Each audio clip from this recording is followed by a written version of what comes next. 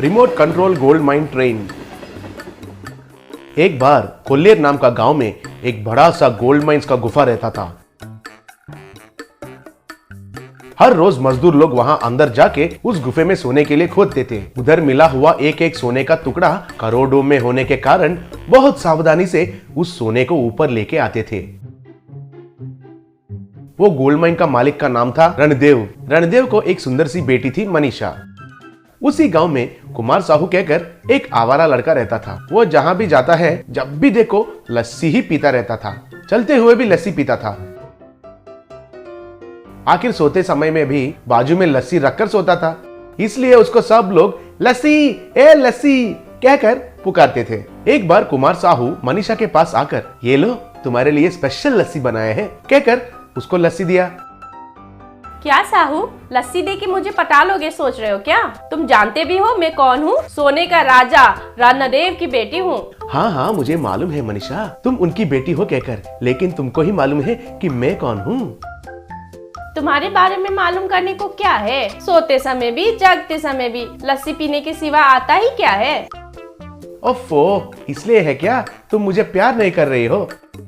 देखो कुमार, तुम बहुत अच्छे आदमी हो, पर सिर्फ उससे कुछ काम नहीं होगा। पैसा करने के लिए एक अच्छा सा नौकरी, स्थिति, ये सब जरूरी होता है। वो सब तो मेहनत करने से आ जाएगा, लेकिन मेरे जैसे दिलदार वाला इंसान तो नहीं मिलेगा ना।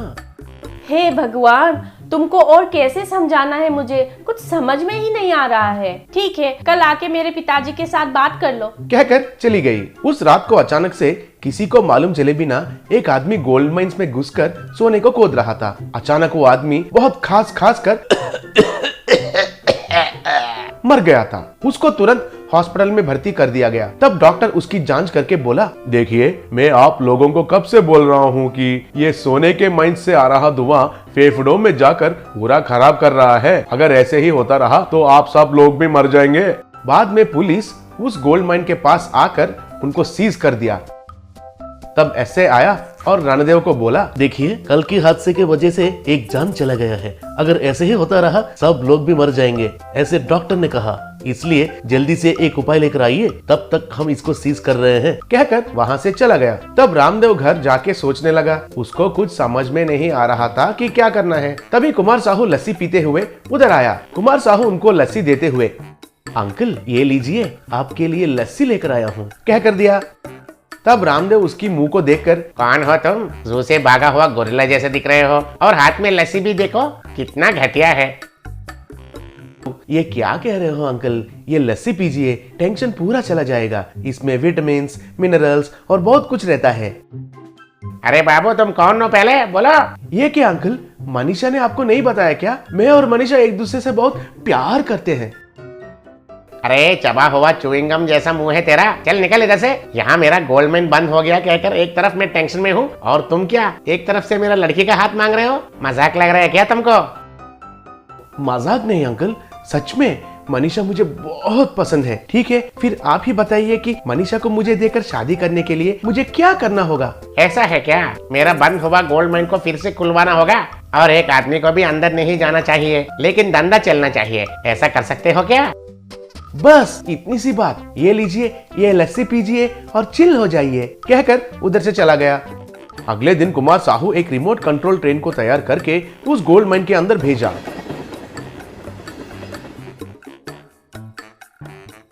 और एक रिमोट कंट्रोल जेसीबी के मदद से उधर पड़ा हुआ सोना को उस ट्रेन में डाला और उनको सुरक्षित बाहर निकाला। अरे वाह कुमार साहू वाह, देखने के लिए तो तुम एड़े दिखते हो, लेकिन तुम्हारे अंदर तो बात है। डू नॉट जज the book by its cover कहते हैं ना, जैसे तुम्हारे अंदर बहुत बात है। आ जाओ, तुम्हारे जैसों के लिए ही मैं ढूंढ रहा हूँ कहकर उनकी बेटी मनीषा को देकर शादी किया। Diamond tree. कई साल पहले एक गांव में आनंद नाम का एक व्यक्ति हुआ करता था। आनंद और उसकी छोटी बेटी हर सुबह घर पर पेड़ पौधों को पानी दिया करते थे। आनंद की बेटी कावेरी, पापा हर दिन क्यों हम यूं पेड़ को पानी देते हैं? इस धरती पर जैसे हम जीते हैं ठीक वैसे ही उनकी भी जिंदगी है। मनुष्य होने के नाते इस भूमि को हमें बचाना होगा। पेड़ पौधों को हम बचाए तो वे हमें अच्छी हवा, पानी, आहार सब दे सकते हैं। एक बार एक कॉन्ट्रैक्टर रोड बनाने के लिए पेड़ को काट रहे थे, तो आनंद वहां आकर कॉन्ट्रैक्टर से, श्रीमान, आप पैसों के लिए बेचारे इन पेड़ों को काट रहे हो। चाहो तो रोड को दूसरी तरफ मोड़ सकते हो ना। पेड़ को काटना गलत बात है ना जी। इसी मार्ग में डालना होगा भाई, तभी हमें लाभ मिलेगा। पूरा गांव घूमकर रोड बनाएंगे तो हमारे लिए क्या बचेगा। वैसे इस पेड़ का क्या तुमने बीज बोया है या पानी डाला है? इतना क्यों दर्द हो रहा है तुम्हें? हाँ, सही है ना, मैंने इस पेड़ का बीज डाला है, ना ही इसे कभी पानी तक दिया है। लेकिन तुम भी तो इसका बीज नहीं बोए हो ना, पानी नहीं डाले। कई सालों से ये पेड़ यही उग रहा है। कितने सारे लोग इसके छांव में बैठे होंगे, कितने पक्षी जंतु को इसने आहार दिया होगा। अब वे सब कहीं तो होंगे, उनके लिए तुम घर थोड़ी बनाओगे, करेक्ट? तब वो कॉन्ट्रैक्टर उसे क्या जवाब दे नहीं समझ पाया। इस तरह आनंद उस कॉन्ट्रैक्टर के डील को कैंसिल करवा दिया।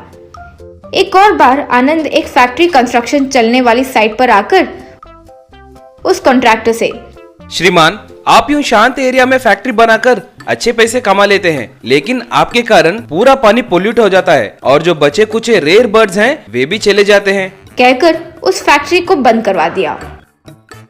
एक बार आनंद की बेटी कावेरी अचानक नीचे गिर पड़ी। अस्पताल में दिखाने के बाद डॉक्टर ने आनंद से कहा, देखिए मिस्टर आनंद, जल्दी ही 2 लाख रुपए तैयार कीजिए, छोटा सा फ्रैक्चर हुआ है। आनंद इतने पैसे कैसे लाए समझ नहीं पाया और कॉन्ट्रैक्टर के पास गया। क्या भाई, तुम तो हमारा रोड कॉन्ट्रैक्ट, फैक्ट्री कॉन्ट्रैक्ट सब बंद करवा देते हो और हम जब भी तुम मदद मांगो तुम्हारी मदद करें, हमें पैसे कहाँ से मिलेंगे? जो तुम काम करते हो उसकी वजह से हमारे सारे काम हाथ से निकल गए हैं और पैसे ही नहीं बचे। सॉरी। आनंद वहां से चुपचाप चले गया। एक पेड़ के नीचे बैठकर आनंद दुखी हो रहा था। हे भगवान, ये क्या परीक्षा है? मैंने क्या किया? यूं सोच रहा था कि तभी वो पेड़ अचानक, बेटा आनंद, तुम्हारी वजह से आज हम सारे पेड़ जिंदा हैं। मेरे दीदी, भाई, बहन, कईयों को तुमने बचाया है, तो तुम्हें हम यूं दुखी देख सकते हैं क्या? आखिर किसने कहा कि डायमंड सोना कीमती चीज है? डायमंड्स तो कार्बन ही है ना। वो कार्बन कहाँ से बनता है? हमसे ही तो बनता है ना।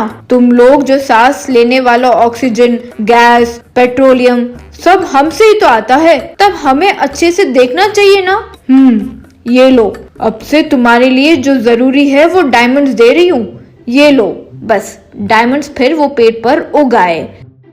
आनंद बहुत खुश होकर पेड़ को नमस्कार करने के बाद जो डायमंड चाहिए वो लेकर अपनी बेटी को बचा लिया। उन डायमंड से मिले पैसों से और कई पेड़ के बीज बोकर पेड़ को बचाए।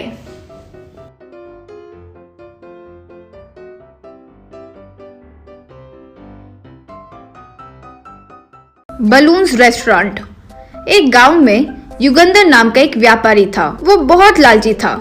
जब लोग उसके पास उधारी के लिए आते थे, पहले उसे उधारी देकर उसके बाद उनके कागज में लोचा करके ब्याज बहुत ज्यादा लिया करता था। वही गांव में एक बलून वाला रहता था। वो रोज गली गली घूमते हुए, बैलून्स ले लो, बैलून्स, आइए आइए, हर रंग का बैलून मिलेगा यहाँ, आओ मैडम आओ, ऐसे बलून्स बेचता था।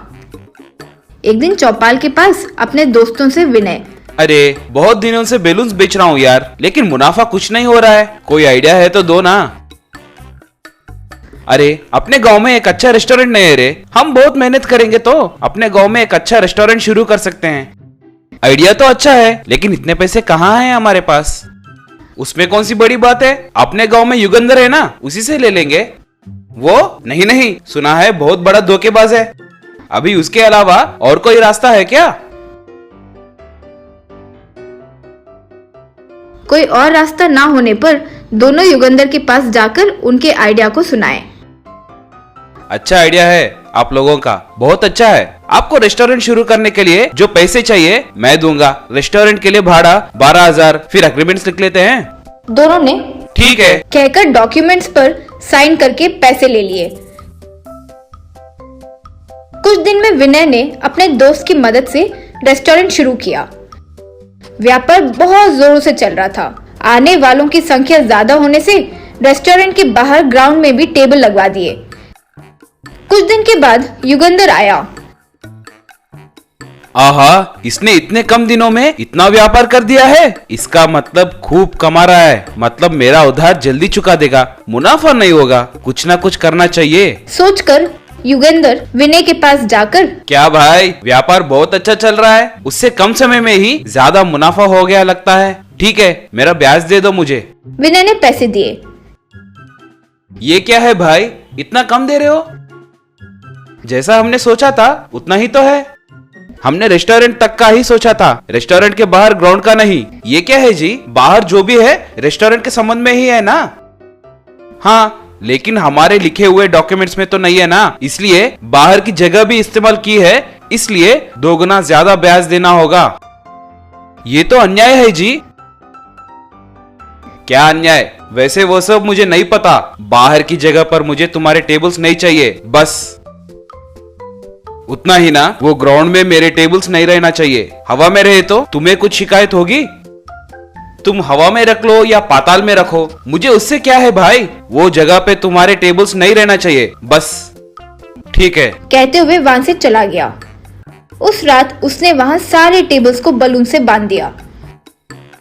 अगले दिन कस्टमर्स उन टेबल्स पर जैसे बैठे, टेबल्स हवा में उड़ने लगे।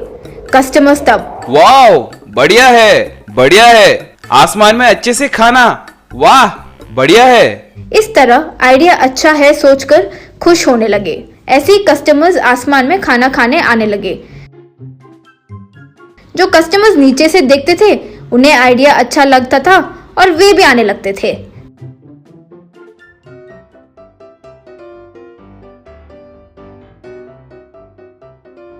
युगंधर वो हवा में बलून टेबल्स को देखकर चौंक गया था। आहा, ये विनय कितना होशियार है। होशियारी से सब कुछ जीता जा सकता है, ये इसको देखकर पता चलता है। सोचकर, भाई विनय, तेरी होशियारी को और क्षमताएं को मेरा प्रणाम। ये जगह तुम भी ले लो। तुम जैसे लोग मेरी जगह पर व्यापार करना मेरे लिए सौभाग्य की बात है। ऐसे कहते हुए वो वहां से चला गया। ऐसे ही विनय उसके सामने आई समस्या को सॉल्व करते ही व्यापार में बहुत कम समय में ही अच्छी तरक्की करने लगा।